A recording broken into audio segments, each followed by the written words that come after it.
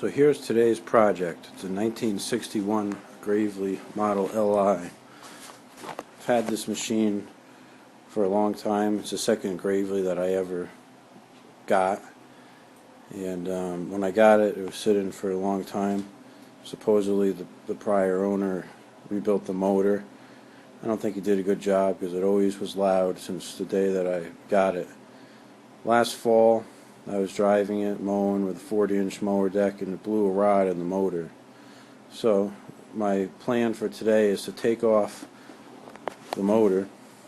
And I've got here a used block that has a good rod in it, and I'm going to replace that onto the machine and put a new cylinder that's reconditioned on there. And I'm also going to install a governor. Right now this machine does not have a governor. It's got the old-fashioned metal rod here. There's not even a throttle cable, it's just a rod. And we're going to upgrade some of those features. The first thing we're going to do to disassemble it is we're going to remove the handlebar. So there's bolts here that mount onto the shroud, and there's bolts down here. By removing the handlebars, it will give us access to most of the motor. Next, I'm going to remove the carburetor. This carb has a bad main jet in it. It used to leak fuel out of it, so we're going to rebuild the carb when we take this thing apart too. Taking the carb off is not really that big a deal. It's really just these two bolts right here that bolt it together, and then you'll find that there's two more to hold this little intake manifold onto the block. And we're not going to take the intake manifold bolts off until we take off the rest of the fan housing. Now I've got the carb off and the handlebars off, and what I'm going to attempt to do here is take off this whole gas tank and fan shroud in one piece. So what I've done is I've removed these bolts that hold these hangers on here. I'm going to remove the hangers from the hitch here, and then I'm going to just pull off this whole entire unit as one piece. It's going to save me a couple steps in attaching the gas tank, which is always a pain. So I was able to pull off the whole thing in one piece. Now I've loosened up all these head bolts up here, and you can see that this thing is seeing better days. Oh, nasty. Well, it's been sitting outside of my driveway for about 3 months, but this thing was burning oil like crazy. It was really bad. So what we're going to do now is take off the 4 bolts down here that hold the jug on. I'm also going to take off the intake manifold and see if I can get the exhaust manifold off also before we remove that.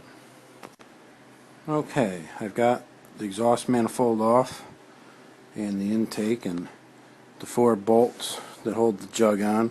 Normally you clean up all this junk off of here, all this grease and dirt and everything, so it doesn't fall into the block, but I don't really care because the thing is no good anyways, so I'm not going to waste my time to bother to clean it up.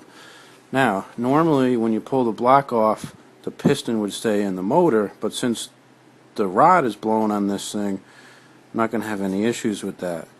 So what I'm going to do is I'm just going to grab it, wiggle it a little bit, and there we go. Holy crap, the rod's not blown, the piston broke. Oh my god.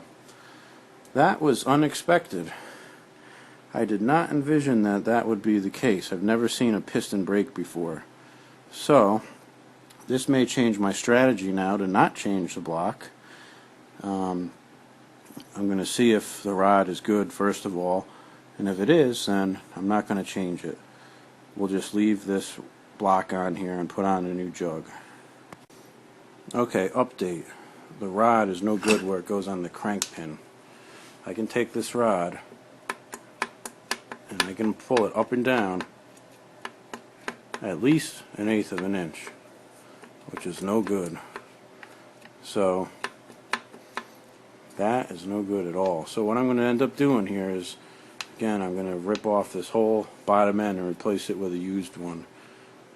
It's not worth the effort to me to split the case and put a new bushing into the rod and have it machined and everything. I bought a whole used bottom end for 20 bucks, so I'm just going to go that route. So I took this old piston over to the wire wheel, and sure enough it's a 10 over. So somebody has rebuilt this engine already, and they obviously didn't know what the heck they were doing when they did this. But I've never seen anything like this. This is crazy. The whole thing just sheared right off. You know, the whole thing just sheared right in half, right where the oil rings go on there. So I don't know what caused this to happen, but obviously this isn't good. And, you know, like I said, the rod has too much play in it where it goes on the crank pin, so we're not even going to attempt to reuse this thing.